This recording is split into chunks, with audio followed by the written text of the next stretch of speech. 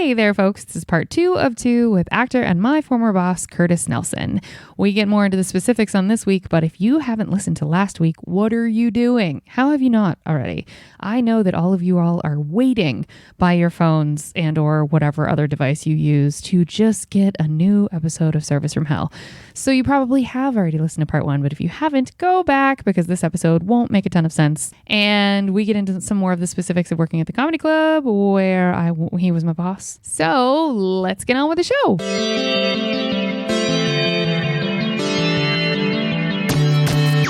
So many times when I was security, it would turn out at the beginning of the night, I made eye contact with people. I didn't treat them like trash when they came in. I looked at their ID. I didn't make smart ass comments about their weight or their hair or their photo being ugly.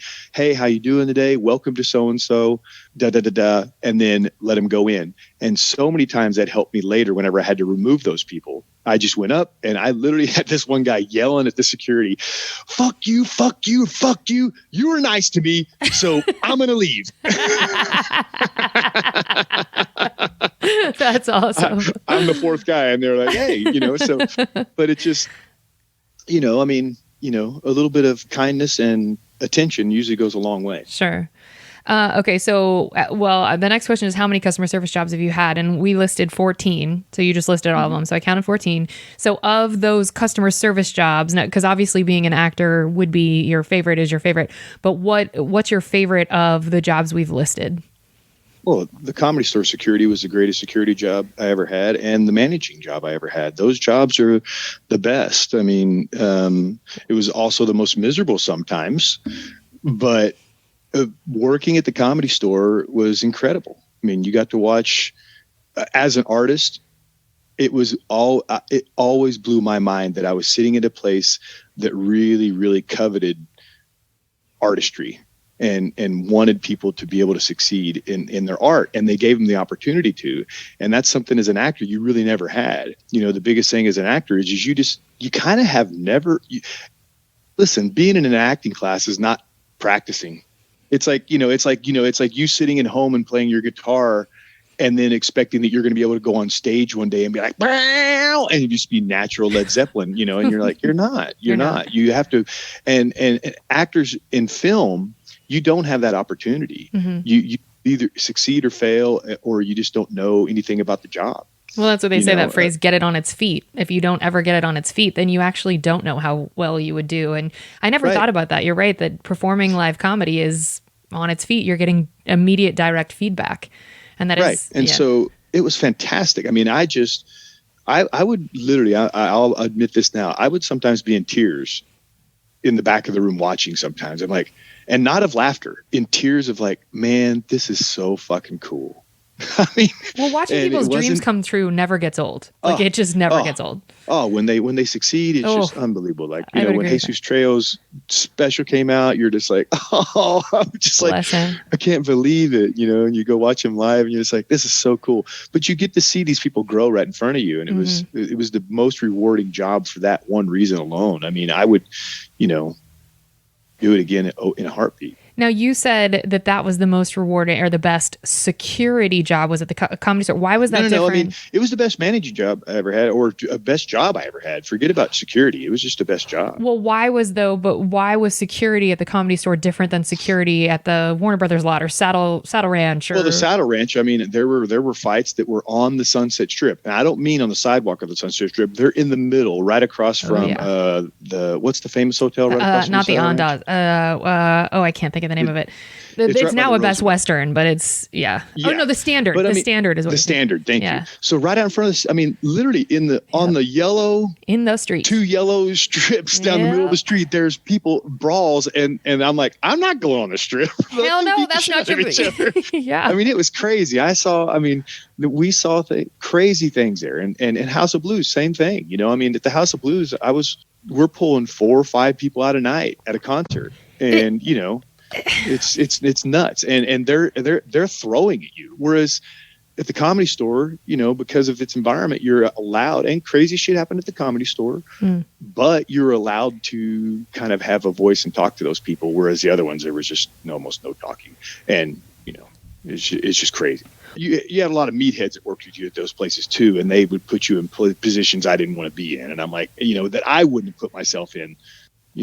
What does that mean? They would put you because they would run their mouths as security? Oh, there was this one guy. I won't out him. There was this one guy at the Saddle Ranch that we were kicking this, and he was huge. This guy was enormous. And when you're that large, there's no reason to intimidate anybody. They're already intimidated. And I've seen this man lift guys out like a baby by their arms Jesus Christ. and carry them out with their feet dangling because he's that strong. And I'm not joking. I believe you. And that same person one day we were asking this guy to leave and he couldn't leave, and he was drunk but he was young and cocky. The guy probably weighed about 175 pounds, very fit young guy. And he's like, let me see your ID. Cause he was, for whatever reason, this guy had asked for his ID. Oh, he was getting his ID back from the bar and his credit card back from the bar. And so he dropped him. And I said, hold on, I'll get him.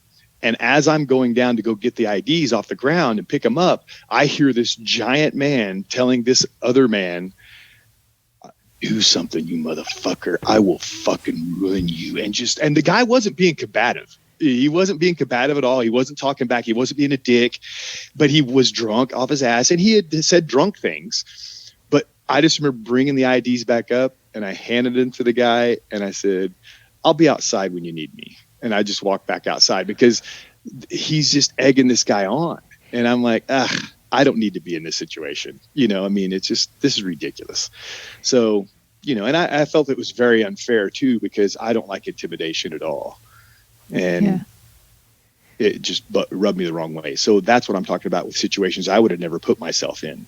Whereas I would spend time with people and be like, hold on. Okay. All right. We'll be out. And oftentimes my manager would come over and look at me and be like, hold on, give me a second, and I'd give him a hand and put it up, and then eventually walk him out. That's what I'm talking about. Yeah. And I feel like, with enough of those situations, it's not, you don't get the high that I think a lot of people do out of, fighting or talking shit or working out their miserable lives on other humans. I think there is that style of personality.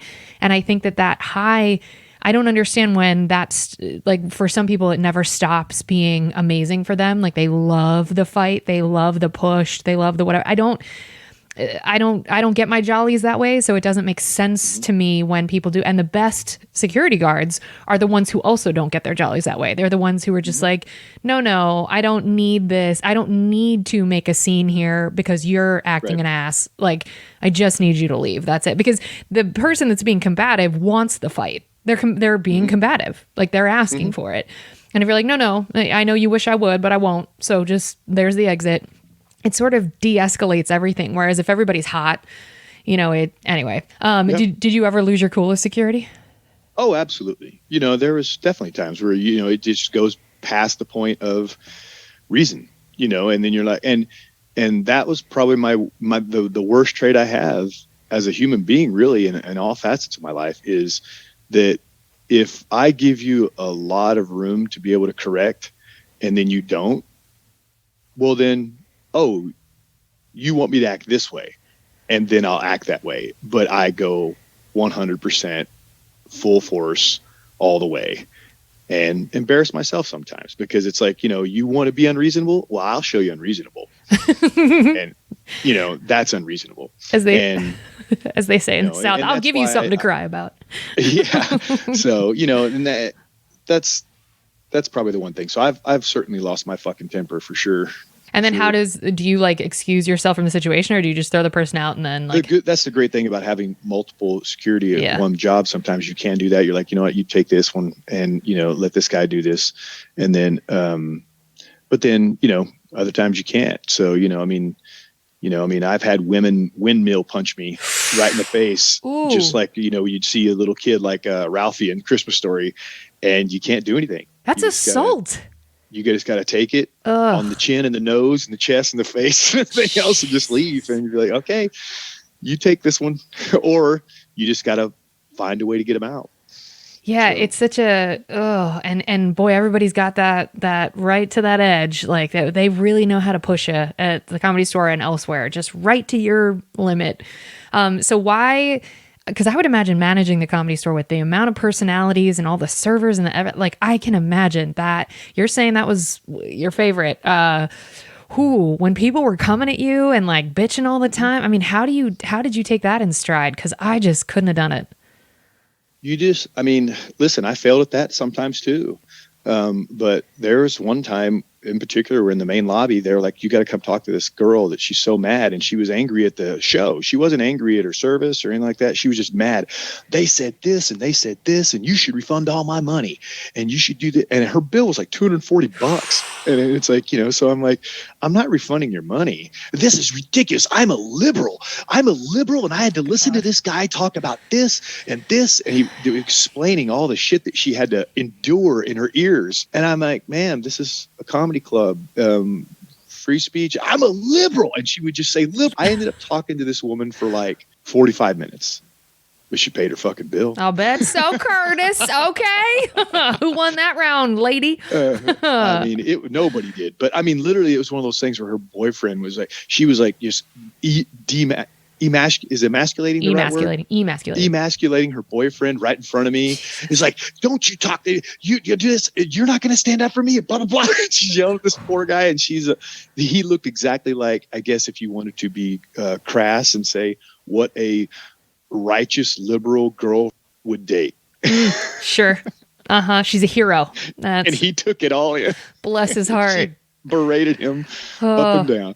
And then when the servers would come at you too and have a million things like they knew best, and like, that can be a difficult environment, because I think because it was so fast and so high volume, and there was alcohol and personalities, and like a lot of the customers would be problematic, and it's just there's just so much personality in that building.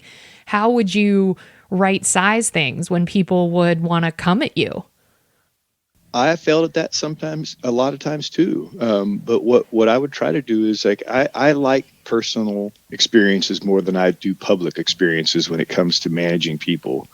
And, the hardest part is trying to turn off something that's going on while everybody's around, and it doesn't need to be dealt with at that point. So you would have somebody upset at you or saying this bitch did this or this fucking guy did this or whatever, and we should be dealing with this. You just try to catch them later and be like, listen, we're going to talk about this, but we're going to talk about this later. And I like to be personable and sometimes shut the door and listen to people. And, you just have to listen. And you have to remember that it is chaotic.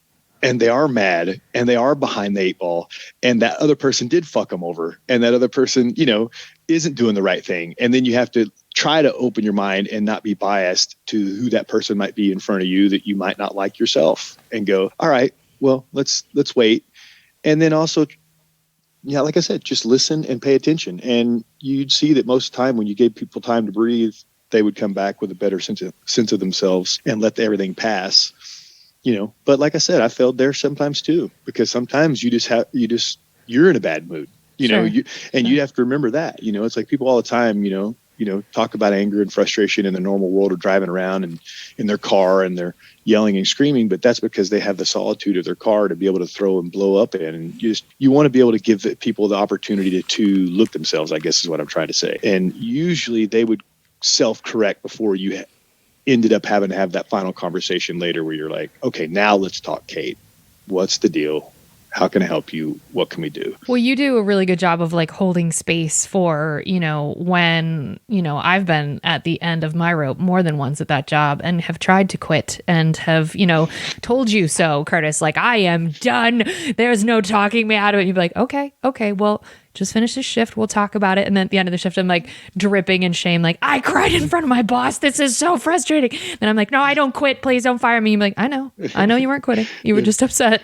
And I'm like, you had the best work face. I think you and I have the same work face, Kate. you just know it's like, you wouldn't have to say a word. Yep. You wouldn't have to say anything. I'm like, yeah, Kate's in the deep waters, I think, right now. You'd just be like, you're running around, your little hand gestures. You'd always adjust your glasses as you're going through things. You're like looking for your next drink. You're putting straws in it. Hey, Kate, can I help you? And you just look at me. Nope. And you just go up. And I'm like, all right. She's in the weeds, but she's going to take care of it. Literally drowning. Don't even know how to ask for help. Definitely should have, and did not. But yeah, you Or did. sometimes, so I'd ask for help, but nobody fucking helped me. So and they leave the room. Like, all right. Oh, I'm such a brat. Oh, you should have fired me so many times. Okay. So what was your least favorite of all of those jobs? Probably, I mean, the least favorite was when I worked at Chili's for 2 weeks. Okay, tell me about that. For some reason, whenever I was there, I mean, I was actually a server there. I was, taking orders and everything else. I didn't like the structure of it. I didn't like having to upsell. They were real big upsellers. And if I'm going to be 100% non-biased, and excuse me, honest with you, not biased. If I'm going to be honest with you, I would say I would see at Chili's the same type of people come in over and over in those 2 weeks. And literally after like the first week, I'm like, I don't think I'm going to make this. There were some people that came in there with their families that would just eat like every day for dinner. They would come in with their family and eat the most horrid, worst food and a bazillion pounds of it. And I'm not trying to be judgmental here. You're just like, number one, how do you afford this? Yeah. This is like, their bill was like 200 every time, 300 every time. I'm like, number one, what does this guy do? And does he not care about the health and well-being of his family?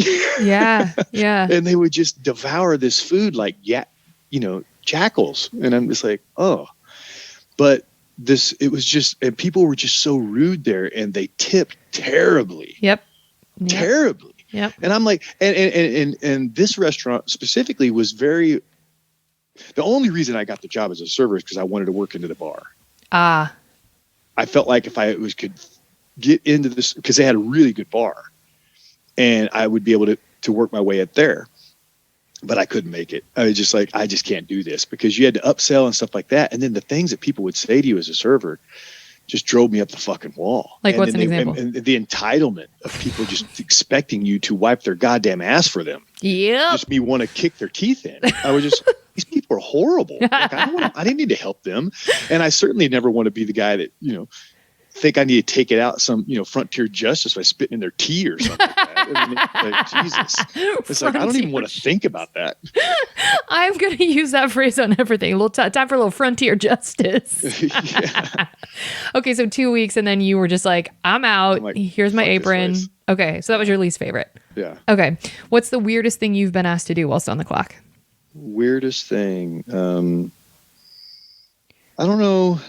I think maybe one of the weirdest things that ever happened to me was like, it's not, I don't know if it was weird to constitute the weirdness the same way you're saying it, but when I was working at a bar one time on the Sunset Strip, I won't say which one, it wasn't the Comedy Store.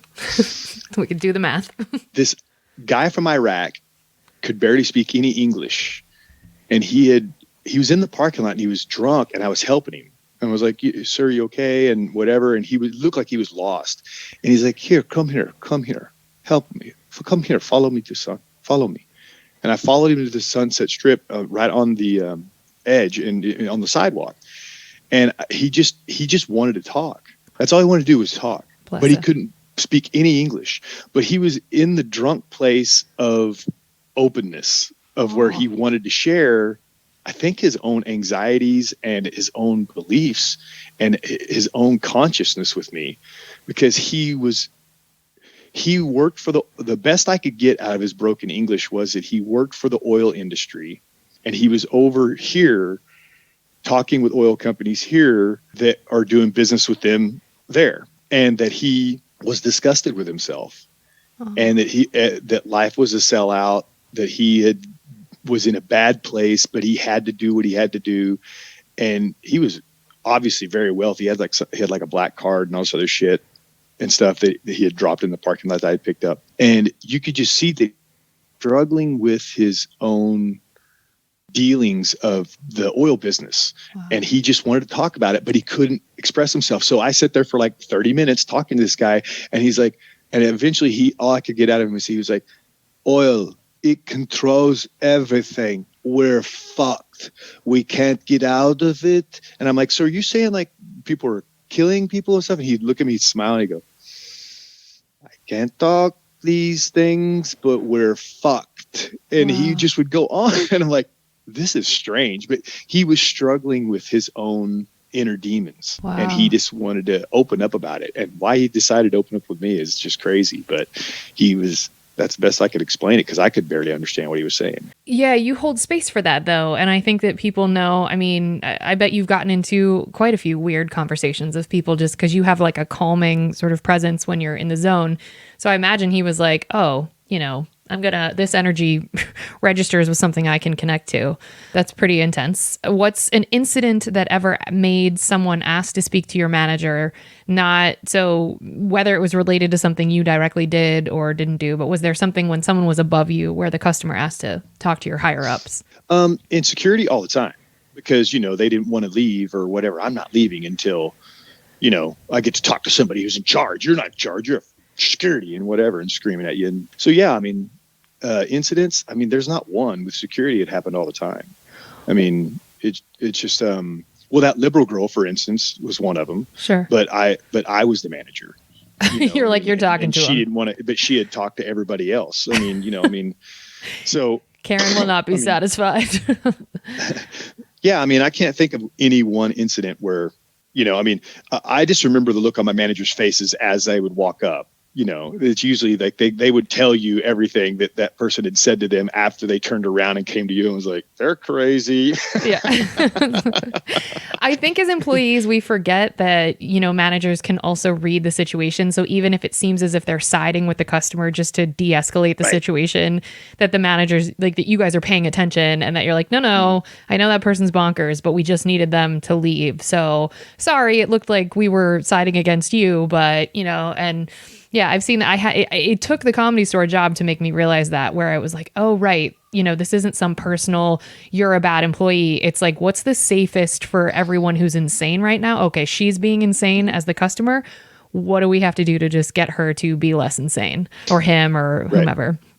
What was the last straw that got you out of? And we know the Chili's job was just watching people slowly die because of their diets. But what was like, what got you? Was there like an incident that got you out of one of your jobs that you were like, because you mentioned you were fired from in cahoots. So what? Well, actually, there's a fired question. We'll get there. But what was there something else that was like a last straw where you quit?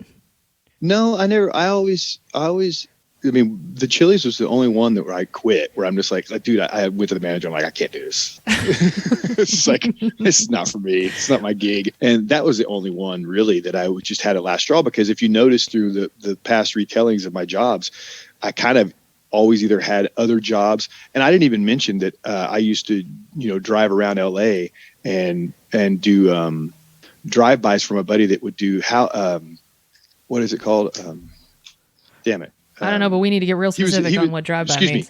I had a job for cash under the table with a buddy of mine who was an appraiser. Oh, back shit. When the housing boom was just going crazy, and he had so many appraisal jobs that he would have me go by and do all the drive-bys where you have to take comparison photos of the houses that are in the same price range as that one he was appraising. And so I would spend 3 or 4 hours a day just driving hundreds of miles a day all through LA, Orange County, San Bernardino County, and everything, while I was doing all these other nighttime jobs, sometimes even with my kids in the car. The hustle is real. The hustle is real. So I never really had to quit a job where I was like, fuck it, I'm done with this. But it was like with that one, with probably my where I said I was done was doing a fitness instructor. At the time I had my own personal training business where I was doing like boot camps and things like that. And I said, I'm done, because I just didn't like being an instructor anymore. Yeah. I think there's a shelf life for that. Because when you're a personal trainer, which is, I think, the number one personal business in LA, I think probably is, when you're a personal trainer, you always have to be fighting for your next job. You're trying to fight for clients. And I never was that kind of guy. I only wanted to help people out. Sure. I didn't want to take their money. I wanted their money. Sure. I wanted to make money, but it's my job, if you hired me, to give you all the information I could to make you successful. Sure. So I wouldn't hold anything back. I'd tell you everything. And at the end, I felt like I didn't want to be a salesperson all the time. That gets tiring. That part of acting is hard. The constant push of selling your brand. Okay. Have you ever told a customer to fuck off? No, I never really have told them to fuck off. I mean, I didn't. When you were in security, you didn't have to. And as a manager, I never thought that I ever would constitute a reason to do that. That's impressive. So no, I actually never have. Wow. Okay. How many bodily fluids have been on you whilst you were on the clock? Blood and puke for sure. Thank you. Did you get puked on? I got residual puked on. Yes. When somebody puked on a bar when I was a bar back, and I'm sitting there washing dishes, and, Yep. I had my head's down. I'm going 1,000 miles an hour, and all of a sudden, there's like spray comes on me. I'm like, what? And I look up, and this guy just barfed off the bar. Okay, to our loyal listeners who know that I bring this up a lot, Curtis marks the second guest. Carl Tart was the first. Curtis is now the second that has been through the hell that I have also been through. So, Mazel Tov, Curtis, that's awesome. You got puked on. Does that smell? Because I'm sure you had to get a lot of that powder. I saw you actually have to powder some puke before. Did you? Yeah. Does that smell get to you? It's the puke smells never bothered me. People puking's never bothered me. I mean, I don't know why. I'm lucky, I guess. Yeah, but it never bothered me. I mean, it's not like I enjoy it, but I'm like, you know what? It's God bless your dad. The same face as you. Yeah, but it's because you grew up, in a butcher situation. You're like, the nasty smells are part of my deal. Okay, good. So just now, when was the blood? Was it your blood or someone else's blood? Oh, it was security. I've had blood on me several times. Why? Well, I mean, at the In Cahoots bar, there was fights all the time. That bar, there was fights all the time. One of the best fight stories I have, I wasn't in, was at that In Cahoots. It used to be it was a mall. It was like a shopping center, a single story shopping center, like in the old days. It's right off of Glendale Boulevard in California, if you know Glendale. I do. And it's no longer there. It's like a Michael shopping center and stuff. Oh, now. Sure. Okay. But that used to have the old shopping centers where they would kind of intertwine with each other, and so like the only thing that was still open in that whole shopping center was the In Cahoots. So behind in the exit doors in the back, one night the sheriffs, the CHP, LAPD, they all hate each other, and then one night they were so mad as a group, there was like 5 or 6 CHP officers, 5 or 6 sheriffs, and like 5 or 6 LAPD guys. And this is 94, 95 maybe. And they were so angry that we stopped them from fighting inside the club. And by the way, that's 3 different groups. So they were all somehow triangulated their anger toward each other, but all wanted to kill each other, but all as a group. Jesus Christ. So we ushered them outside into the back where all the old vacant shops were. And we started taking bets as the 3 of these guys, like 15 guys, just went fucking at it, and just like balls of the wall these guys are balls of the wall throwing punches at each other. I mean, just beating the ever living hell out of each other while we watched and took bets on the whole thing and just laughed and just kept them from going back in the club. And eventually it got broke up by the sheriffs and the LAPD showing up, and they all got their friends out of there and stuff like that. It was funny. I mean, I just couldn't believe it. But you got blood on you during that experience? Oh, yeah. We used to have, at that, I'm talking about In Cahoots in general. We used to wear like white shirts. So I was always having to buy new white shirts from guys just, getting in fights. And when you're a security guy, they're already fighting, and you have to pick guys up and, walk them out and stuff. And so, yeah, I would get blood on me all the time. Okay. Do you tip? House of Blues too. House of Blues. Really? Yeah.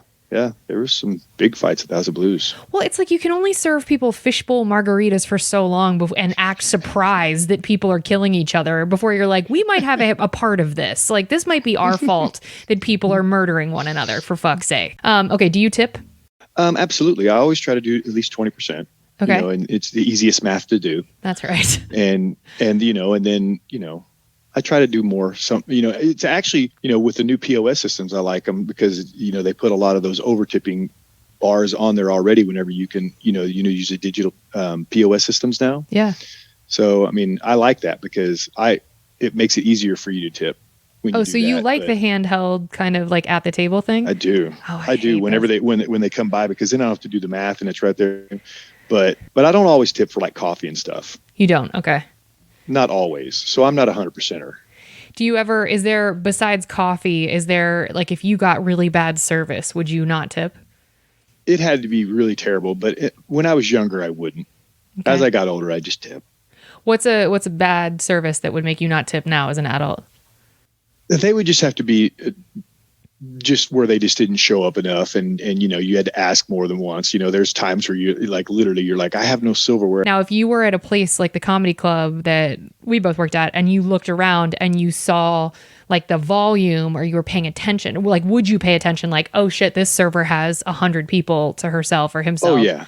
Okay. Oh yeah. I mean, yeah, even whenever I was doing, like, if I were at the Comedy Store on my own, I would see that stuff. You had said people's like biggest complaint there was what? Well, sometimes their complaint would be that, that the service, it's almost like they expected it to be like a restaurant where the person's only got 5 tables and that they should be making their rounds, every 5 minutes as to what, there'd be some people that would sit down and drink their drink immediately and be like, want another one. And you're like, we're still seating people and this server's still in the back and they've got 80 drinks to bring out to the rest of these 80 people. So, it was kind of interesting that they weren't aware enough to be able to look around and kind of see how everything's being done. Would people be reasonable? Like, would you ever explain that to people that were complaining? Mm-hmm. And then would their responses be reasonable of like, oh yeah, I just didn't notice? Or would they say, I don't care, I paid this amount of money, I want this experience? Both sometimes, they would do both. Sometimes I would go in and grab a beer for them. I'd be like, listen, I'll just grab you a beer and I'll take care of it for now. But this person is way too busy and you drink that one really quickly or something like that. But there'd be other times where they didn't want to get 2 drinks up front. Then they were mad that they didn't get another drink. You're like, but why hasn't she been around? Or why hasn't the server been back around? And you're like, that's why she asked you to get 2 drinks up front, because she might not be back for just 1 drink.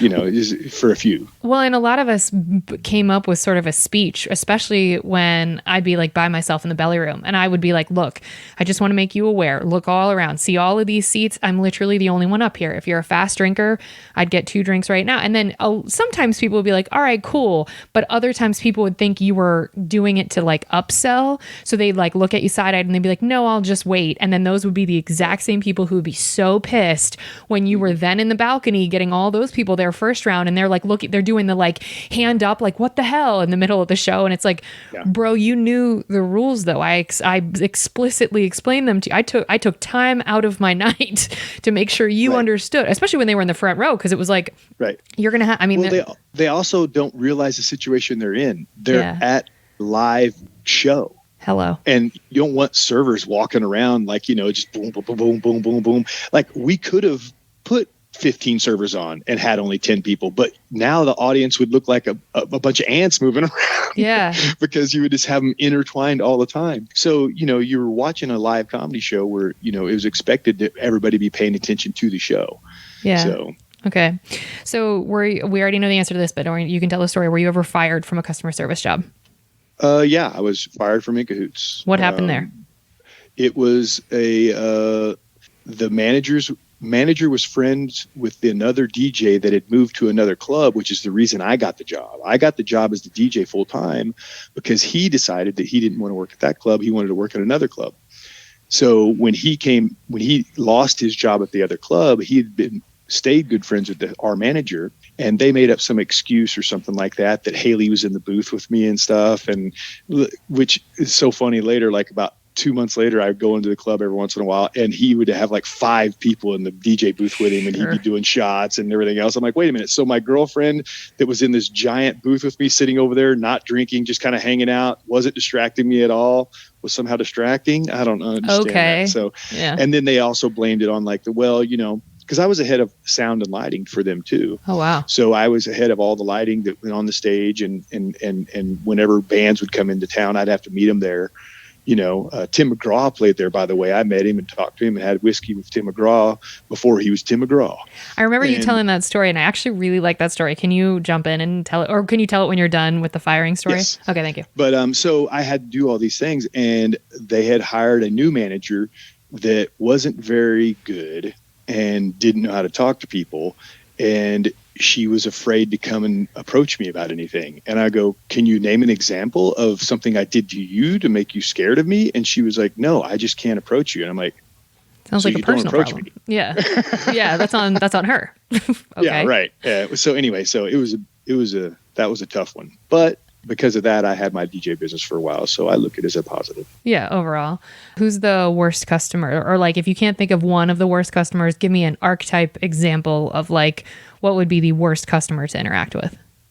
the worst customers to interact with in a bar setting is just people that just don't know how to control themselves, and they expect that it's just entitlement issues, really. I agree. Most of the time. I mean, we all get entitled about different things. So you try to have an open mind and listen to them. But I mean, entitlement is probably the start of everything, whether it's you're at a restaurant or a bar or anything. Like, I'm entitled to stand right here. I'm entitled to not buy 2 drinks. I'm entitled to not sit down and shut up. I'm entitled to you serve me when I want to be served, and that's it. You're like, Is that how it works? I don't know. That's the big one. But I mean, there's too many to mention in that. Sure. Know? I mean, and have you ever had anyone like scream in your face? Oh, fuck yeah. Yeah. I wanted to ask this because I think people think it doesn't happen and that we are dramatic and making it up. And I've seen you be screamed at. So what's an example of someone like, why would someone scream in your face? And by the way, screaming is not hyperbole, actual screaming. Yeah, actual screaming. Well, I mean, like that girl that I told earlier, the story about the girl that kept saying she was a liberal. Yeah. I'm a liberal. She was at 2 or 3 different points screaming to where I'd be like, you have to please keep calm because everybody in the showroom now can hear you, which the showroom was through a door and around a wall. and you're like, I mean, literally like door guys would come out and be like, God, can we keep it down and stuff? And I'm like, I know I'm trying to talk to her, but it was just like, that's one incident. I mean, for sure. And there's so many screaming at you. And then of course, as a security guard, you get people screaming at you because they're trying to instigate you. Yep.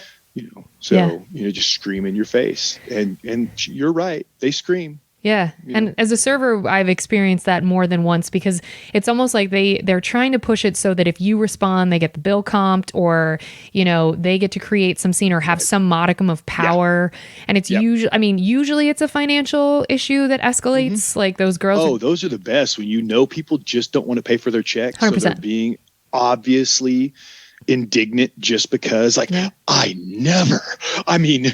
is just incredible. You're treating me this way. And you're like, oh, you don't want to pay for your bill. Yeah. Like, oh, I see you, boo. I see what this is. Yeah. See, I'm stubborn though. This is why I'd be a bad manager. Cause I'd be like, okay, boo boo, here's your bill. Like I would just be like, we're not comping this. This isn't, if it's a battle of wills, I'm here all night on the clock. So like, I don't lose time. Okay. I got time.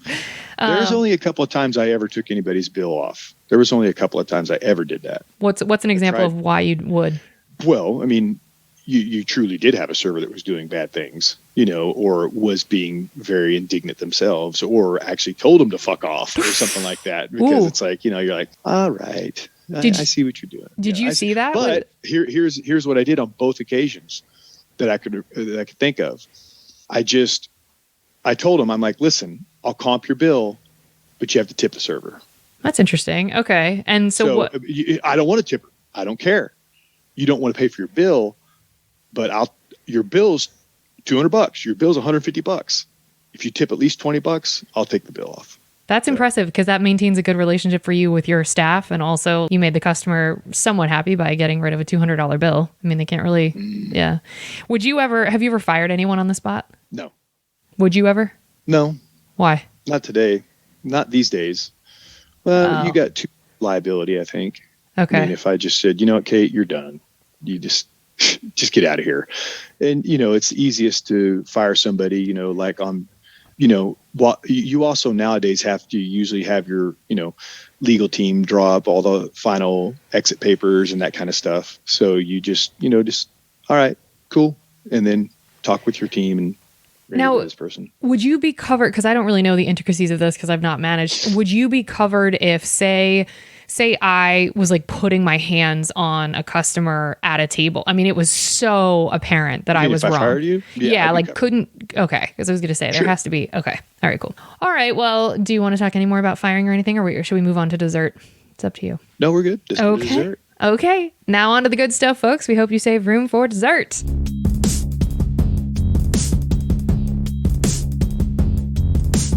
Well, in this section, we're going to have you tell the Tim McGraw story, but I'm going to ask my questions, the standard questions first. So what is the nicest thing a customer has done for you whilst you were working? Notice me. Oh, that is such an honest answer. That is so honest. I mean, yes. When you get people notice you, I mean, this sounds like a brag, but it's not. But I mean, whenever I was security at at a couple of different places, but specifically at the Comedy Store, I had a ex-CIA agent had been drinking on the patio all night long, but not gone into the shows. So he saw me having to pull 2 or 3 different people out in this one particular night and listen to them, talk to them, have a conversation with them. In one instance on this particular night, this guy, I literally stopped him from getting into a fist fight in the main room on the second row while we pulled his girlfriend out who was totally drunk. And this guy pulled me aside and he goes, "Hey," he goes, "can I say something to you?" And I said, "Sure." And he goes, "I've been watching you all night long and you are just unbelievable at talking to people.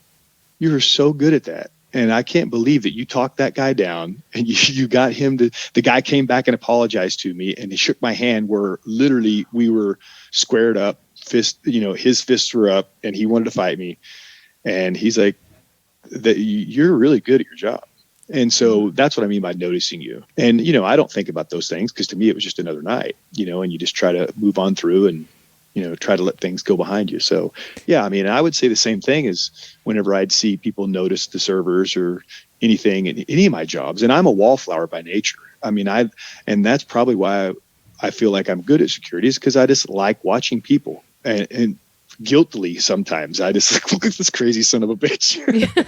I mean, but that's just the way I am. And at the Comedy Store, I loved that. I was able to lean against a wall and watch people. Probably one of my favorite places to sit in the main room at the Comedy Store was by the speakers, by the stage. Really? So I could look out at the audience. Yeah, I'd look out at the audience, and if Rick Ingram's on stage or somebody that's crazy that gets obvious reactions like Anthony Jeselnik or somebody like that from the audience, the best view is the audience. So you get to see them. And when I worked at the House of Blues, you work in the pits and you would see people watching their favorite band and that band you might not know or anything. And you'd watch them and the way they would just look was not creepy.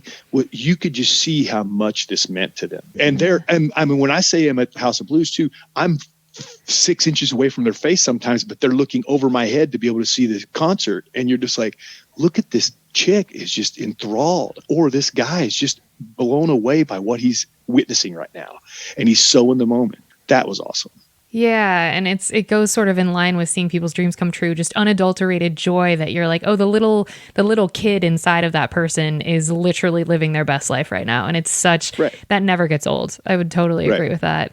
Okay. Well, or, even watching the customers who are getting roasted by someone like an Ingram who are going in and having a really good time and living for the fact that the comic paid attention to them and just like cry laughing. And you're like, oh, you're like, this is it. This right here. This is it. Yeah.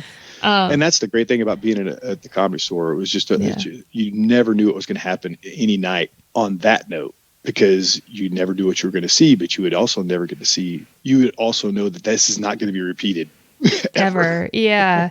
Or my favorite were the people that would come in who were from out of town, who had planned kind of their entire summer around this trip and coming to the store and just being overwhelmed by the history and really appreciating the experience. Because I think to speak to your entitlement thing in the previous section, the people who are appreciative trust and believe. If I saw you being appreciative, I was about to enhance your experience to the power of 1,000 because you could take in what everybody was working so hard to provide for you. And if you were like, oh my gosh, like, thank you so much. And this is so amazing. And you could tell they would want to tell their story of why they were there. So even if it threw me off, because that 3 minutes can really throw your whole night off, I would let them tell me. And some of them would cry and would be so like, oh, this is everything. And you're like, oh, this is everything for you. Like, this is just to your earlier point. This is another night at the job for me. Like, I'm seeing the best comics in the world all night, every night, to the point where I hate it. Not really, but like, I could say their act to you. But for you, this is once in a lifetime. This is the first time. I was such a huge fan of stand-up comedy, and I was such a huge fan of actually being at the Comedy Store that I would see that people would come and they would stare at the front of the comedy club. And there was this one guy one day, he'd come by himself from like Australia or something. He was just looking up and he had his eyes up, scanning the building, and he'd scan and looking around, and he's looking at the street. He was like taking everything in. And I said, hey, what's up, buddy? And he goes, I can't believe I'm here, mate. Oh. I mean, he was just blown away that he was there. So guys like that or people like that, I would one of my favorite things to do as a manager at the Comedy Store was to take people into the comedy club when nobody was there or we would turn the shows over. Yeah. And oftentimes, like during the first shows, around the 10 o'clock when we would turn everything over in the original room, I'd seen that they were there early. They were on the patio. They were already there a couple hours and they were just having a great time. And I would grab them and I'd go, hey, you guys want to, and I'd already interacted with them, on the patio, probably something, talking to them. I would say, hey, you guys want to go see the club? And I would take him to the green room in the main room. Oh, and I would tell them the stories about Ciro's, and I would tell them what the club used to be when it was Ciro's, and that, Frank Sinatra used to frequent all the time, the Rat Pack, all these people, Bugsy Siegel used to own it. I would tell them where the trap door used to be in the main room back area. And then this trap door would go underneath Sunset Boulevard. So you could get on the other side of Sunset Boulevard and escape the cops, and stuff like that. And they would just love it. And you can't, if you do it to the right people, they're so appreciative and they deserve. And so if they weren't dicks and they weren't assholes and they looked like they wanted to be there, I would do that all the time, at least 2 or 3 times a week sometimes. Well, and I would say to people all the time, and I've said it on this podcast, you would be shocked at how often we were getting shit on all the time, that if you so much as just, to use your previous language, just noticed me or acknowledged or would pull me aside and be like, hey, you're working your ass off, and I'd be dripped in sweat, you were immediately about to get 2 cards to come back, because not only did I know you were going to tip well, but also you were going to make every server that ever got to wait on you feel like that. And you were, and just being present like that, trust that that will come back to you, especially in that environment where it's can be pretty toxic. And you could bring people back to shows that weren't good or something like that. You're like, you know what, just come back. You know what, you wanted to see, or sometimes comedians would cancel. Yep. And so I came here to see Joey Diaz, and you're like, I know it sucks, but sometimes it's done. And then but at least I can give you another show, and cop them a couple of drinks. So. Yeah. What's the best tip you ever gotten? Because as security, would you be allowed to take tips at any of these places? People offered to tip me all the time at the Comedy Store, and I would always just point them to the door hosts and say, listen, if you want to, tip somebody, tip those guys. Don't tip me. I mean, I never took a tip of security at the Comedy Store ever. Wow. Ever, not once. But whenever I was a DJ, I had a rule at the nightclub. Whenever I worked there, I was like, listen, I would say to people, I would say, they would just be adamant about me playing this song at this time. And I'm like, listen, it's the wrong time of night. I'm here right now. I can't take it all the way back down to Garth Brooks, Friends in Low Places right now. Just give me a second, and come on, man, come on. I'm like, listen, I can't tell you to tip me anything, but if you tip me $100 right now, I don't see why I couldn't put on Garth Brooks. And that would usually get people to leave me alone. Hello. Yeah, they're like, I'm not pulling out $50 for Friends in Low Places. A couple of times they took me up on it. So probably just $100. Nothing crazy. Oh, yeah. Well, hey, I mean, I'd play that song for that too. And then I would always, and then the few times I did do it, I would say, all right, ladies and gentlemen, Rick, I would rip off the record and be like, this guy just tipped me $100 to play this song. So by God, I'm going to play this song. I love the transparency of that. Everyone's like, nah, I get it. What's an example, or can you think of interaction with the best customer? Or like, what's an archetype of what would be the best customer? Like I said before, appreciation and you noticing it. I mean, because then I would notice them noticing and be like, hey, I can help that person out and buy him a drink, give him tickets to something else. Or even whenever at the House of Blues, sometimes I would even do that. I'd be like, listen, if you want to do this way, you just come over here. And I'd show them little secrets or something like that nobody's supposed to know. Yeah. So, I mean, that's the archetype of a good customer is probably somebody that knows customer service. Yeah. And the grossest is whenever somebody's a terrible person and they tell you they're in the service industry and you're like, all right, bye. Yeah. And that happens more often than not. Like, I'm going to take care of you, boo. I got you. And it's like a big fat goose egg though? Like a zero? Like not even $1? Yeah. Okay. Yeah. And what's the best lesson that you have personally learned from working in customer service? Listen, pay attention, and stay calm. That's great. What's one piece of advice that you would give to customers who interact with customer service workers? Appreciate humans. Ooh, can you elaborate on that? What do you mean? It's hard to put yourself in people's shoes sometimes, and I think it goes back to what we were saying earlier about, I mean, be aware of your surroundings and where you are. You're not at TGI Fridays. You're at a comedy club, or you're not at a nightclub where there's bumping music all the time, and you just understand what the situation is you're in. And as far as the service industry with even sometimes as a fitness instructor, you get people that were rude to you, and that had certain expectations, or they were just blind to what their own faults were. You're trying to help this person out and be healthier and everything else. And it's like, well, why am I not seeing any results, Curtis? And it's like, you just gave me your list of foods you ate last week. That's why you're not seeing the results. But I worked out every day last week. Yeah, well. Again, it's not just how you're working out; it's what you're putting in your mouth. Okay. Well, anything else you wanna say on the customer service tip? That's it. I'm good. Okay. Well, how can people get in touch with you, Curtis? Can they come stalk you or see movies you've been in, or do you want to give out your socials? Like, what's the best way to get to you?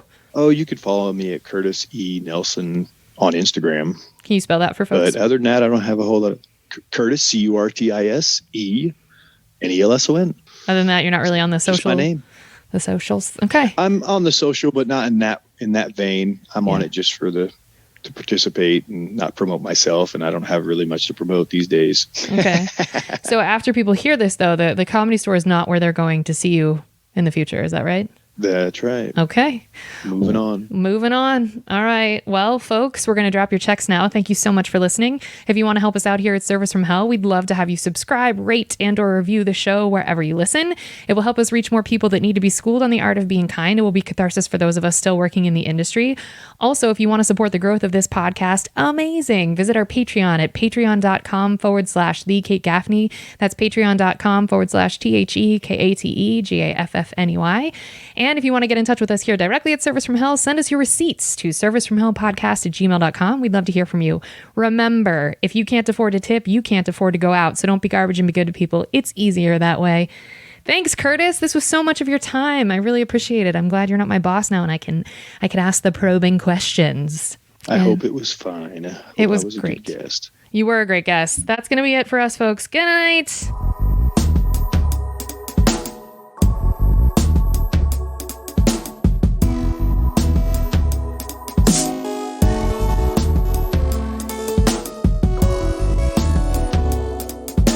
It was really great. You gave a lot of stories. I forgot about the DJ portion of your life.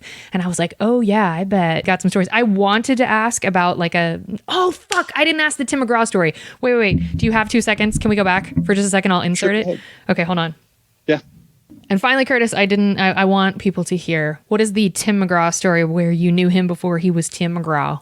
I didn't know him. I met him and had exchanged drinks with him as we did a sound check for a concert he did at the Incoots place. We would have live bands come in there every once in a while throughout the 90s. And sometimes we never got the huge acts, and you're never going to get a Garth Brooks in there. But at that time, so we would have new up-and-coming acts as they came up. And I was doing a sound check with his band and his sound engineer and everything else. And we just sat off to the side in the DJ booth while they were kind of doing the technical stuff that we couldn't be privy to. And we just started talking. And I said, McGraw, your last name's McGraw. I know you probably get this all the time, but are you related at all to Tug McGraw, the pitcher from the Philadelphia Phillies? And he kind of grinned and he said, well, actually, he's my father. And he didn't even find that out until he was a senior in high school or something, or maybe even after. He was an illegitimate child as far as he knew. His dad didn't have anything to do with him. And I guess his dad impregnated his mother somewhere on the road somewhere or something like that. So he didn't even know that Tug McGraw was his dad until he was an adult. Wow. And he told me the whole story about that. And we talked and I just told him how much I loved Tug McGraw and everything. But I mean, he was just a good dude. I remember him specifically being kind of embarrassed to be a live musician. I mean, he wasn't really confident in his singing and stuff. I remember on a couple of the comments where I'm like, oh man, how did you get into music? And we started talking about that. And he goes, yeah, even some of my friends don't think I should be a singer and try to point that out all the time. But you could see that he was really shy. And the first time I ever heard Indian Outlaw was that night when the concert happened. I was like, oh, I've never heard this song before. And I was like, and I talked to him after and I was like, dude, I really like that song, Indian Outlaw, half Cherokee Choctaw. You're like, my Oklahoma roots. Yeah. And he's like, yeah. So he was a really, really nice guy. But yeah. So I also got to meet other guys while I was there. I sat and had whiskey with Mark Chestnut and people like that. So it was cool. But Tim McGraw, that was pretty cool to meet him before he was anybody. Yeah, that's pretty awesome. Thank you for sharing that story.